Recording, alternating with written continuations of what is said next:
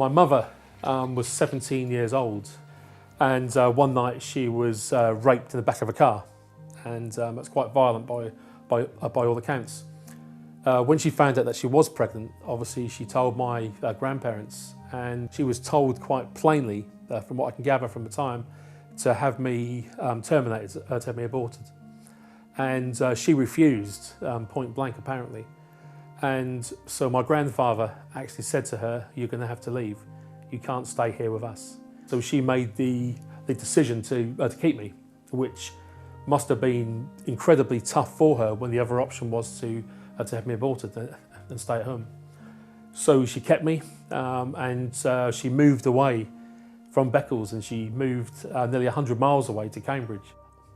I think for my mum, the decision to keep me was a good one, and I think that she was really quite pleased most of the time about it. Although as I grew up, I was a bit of a handful. But the overall impression I always had from her was that I was loved and cherished no matter what I did. And for myself, with my character and the way that I could be, that was always one of those kind of like pillars of life, you know, where I knew that she loved me no matter what. The day my mum told me about the circumstances for the first time I became aware of it was where I'd been quite a handful as a young lad, and I was giving her lots of lip and being rude to her.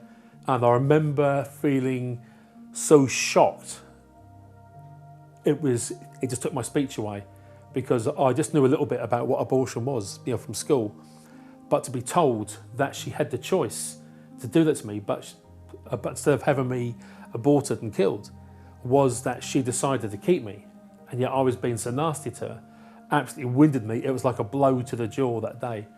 And from that point onwards, my life, my whole attitude changed towards her, because I thought, wow, you know, what a great mum that she actually decided to keep me despite all the odds, all the stuff that had gone on, that she loved me so much that no matter what, that she was going to keep me. I have lived such a fulfilled life, coming from what some people would class as very, very poor beginnings. And it seems to me that God's been saving my life even before I was born.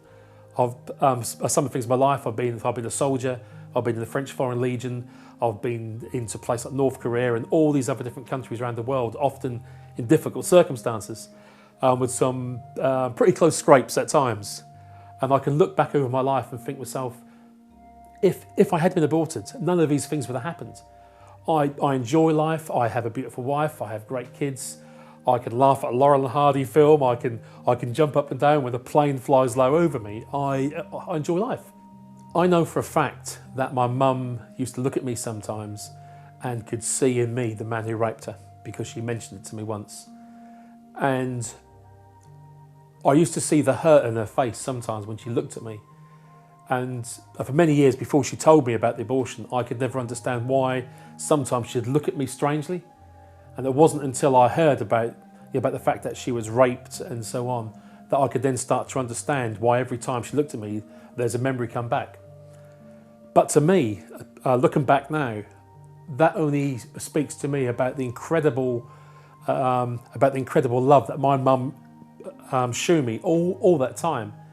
Because she could look at me, see somebody who had hurt her so badly, and yet she still loved me for me. If I was speaking to a lady who was in a similar circumstance to my mum, I would say to her, have the baby, have that little person, have that life, because that little child, boy or girl, is going to have a life full of dreams, is going to be able to sing, laugh, love even. That's one of the great things that I love, is the ability to love and have that feelings from that. And if that child is taken away for abortion, it's never going to have the chance to love, to experience that amazing feeling of falling in love with another person. So to that lady, I would sort of say, have the child, let's stand with you, let's work with you, let's get any help that we can, let's just love you through this.